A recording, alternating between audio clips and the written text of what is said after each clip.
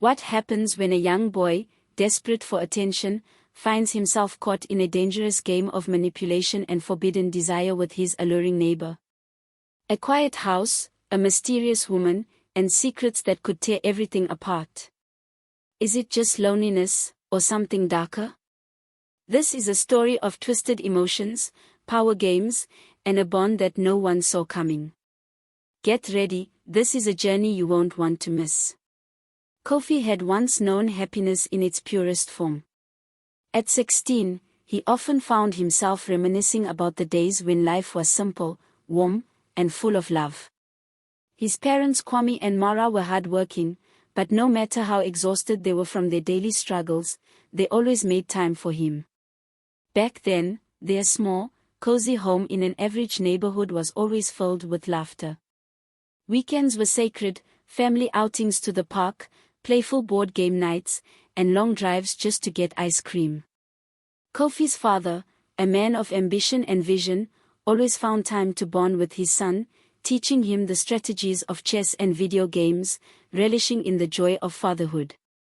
His mother, a woman of tradition and wisdom, always insisted he learn his way around the kitchen.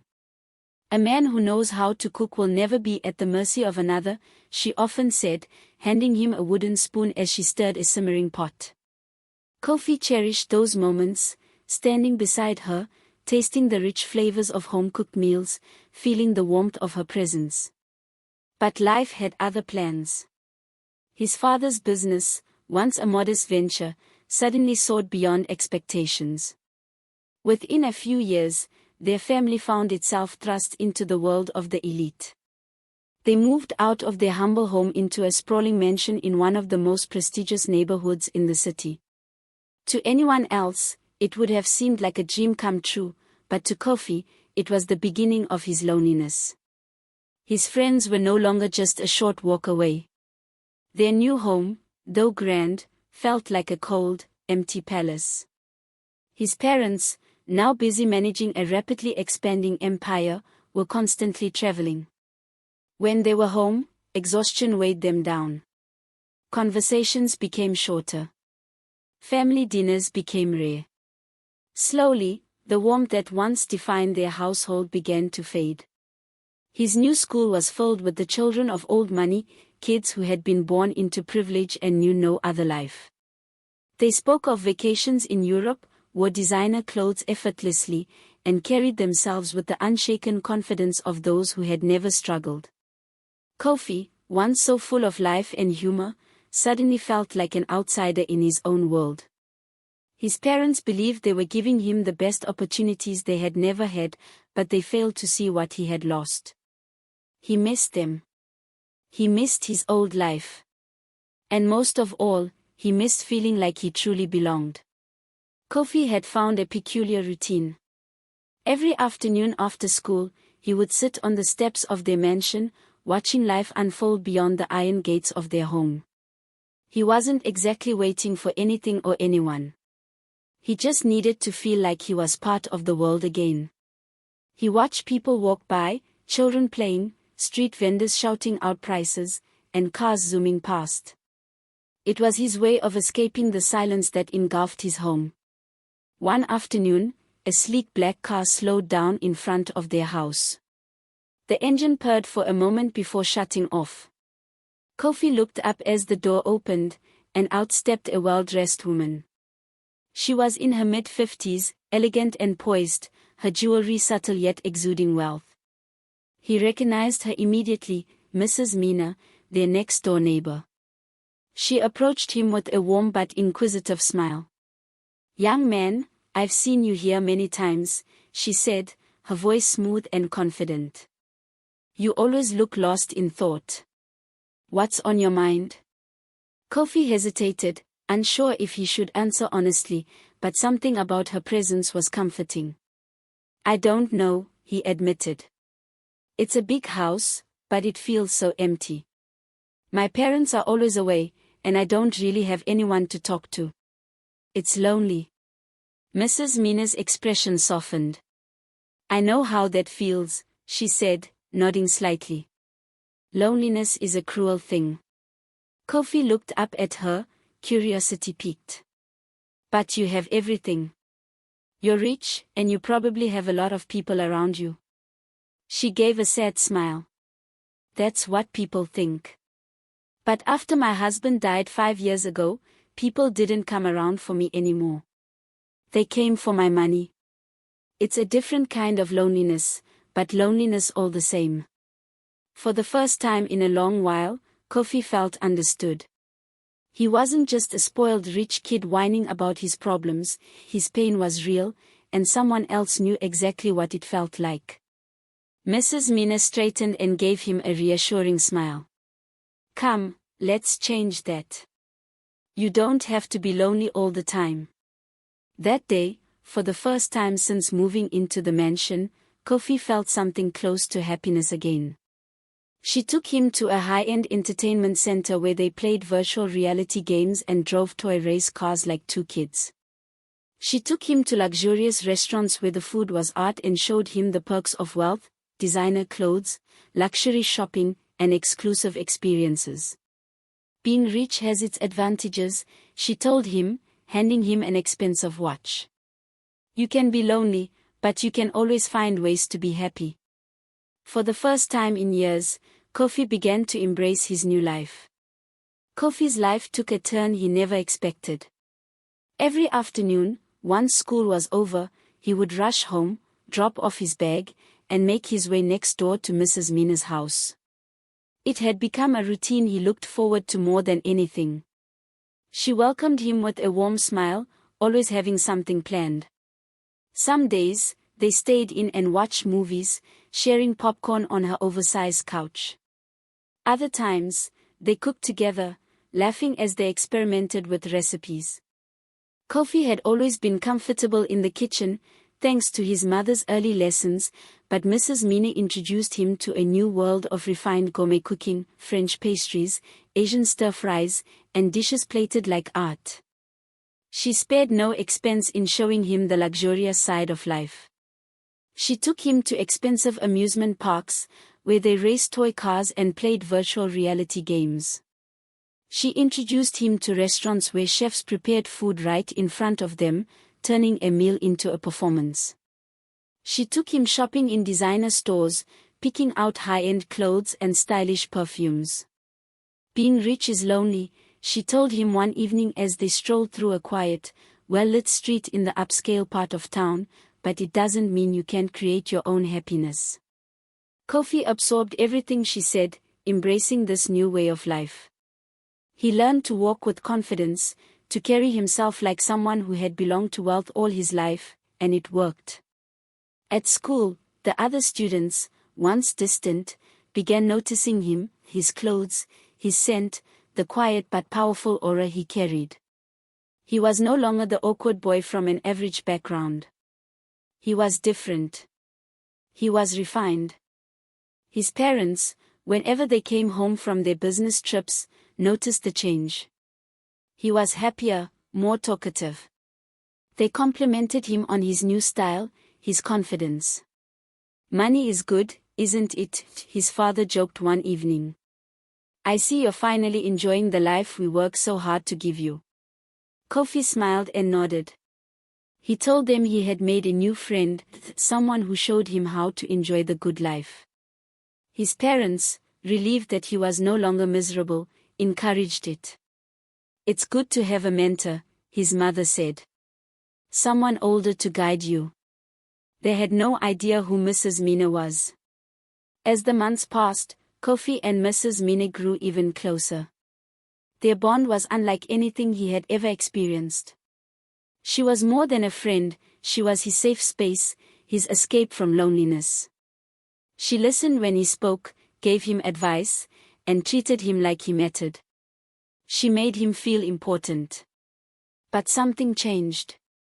One evening, after a long day of shopping, they returned to her house. They had bought a few luxury outfits for Kofi, and he was excitedly trying them on, showing her how well they fit. She laughed, clapping her hands as he strutted around like a model. You're growing into a fine young man, she said, her voice softer than usual. They sat together on the couch, watching a movie. It was a romance film, and as the lead characters shared a passionate moment, the air in the room felt different. Kofi noticed the way she looked at him, not like a neighbor, not like a friend, something deeper, something he didn't understand. Then she leaned in and kissed him. His heart pounded. He was shocked, confused.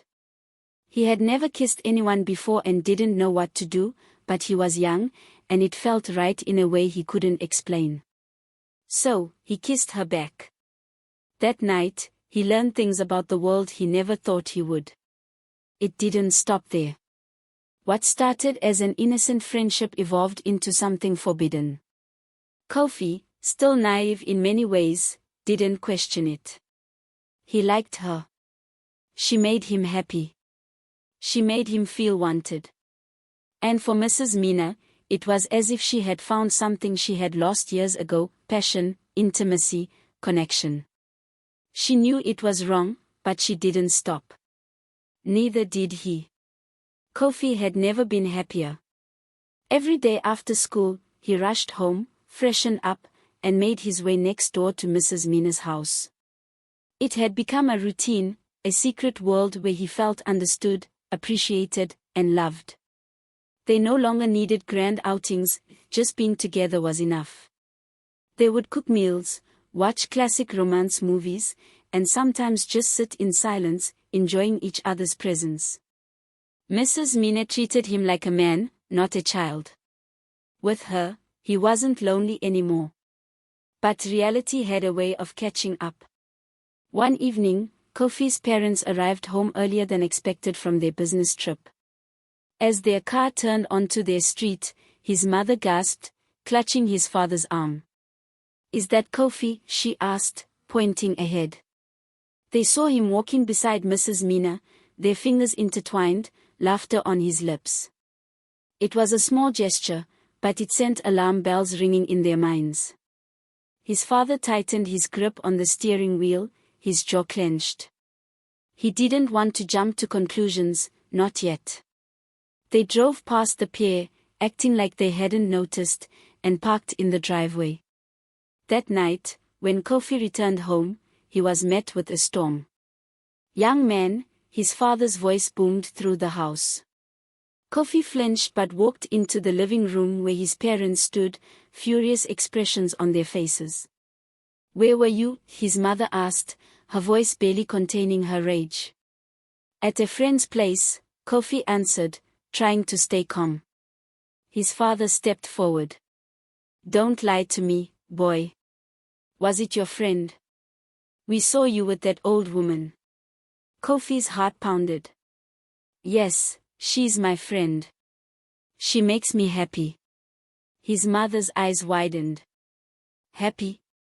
Do you even hear yourself? She's too old to be your friend, Kofi. And why was she holding your hand like that?"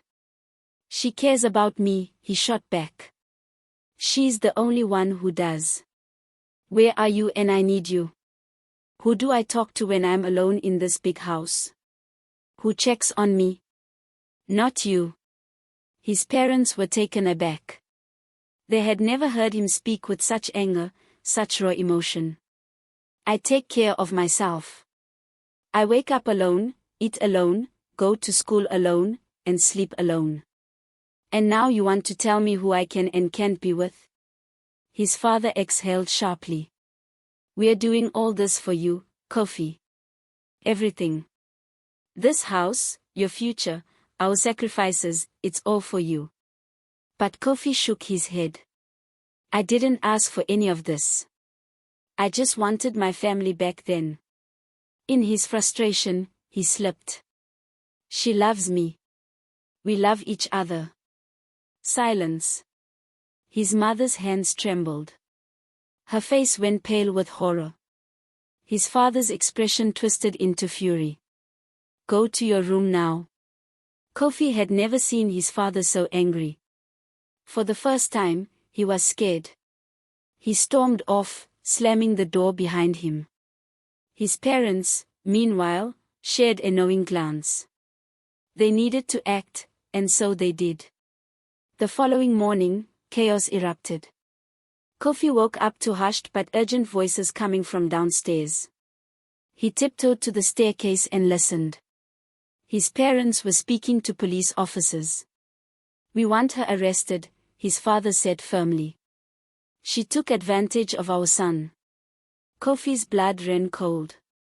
He dashed down the stairs. "No. You can't do this." His mother turned to him, eyes red from crying. "She manipulated you, Kofi. You don't understand it now, but one day you will." "I'm ruining my life," he shouted. "She's the only person who's been there for me." But it was too late.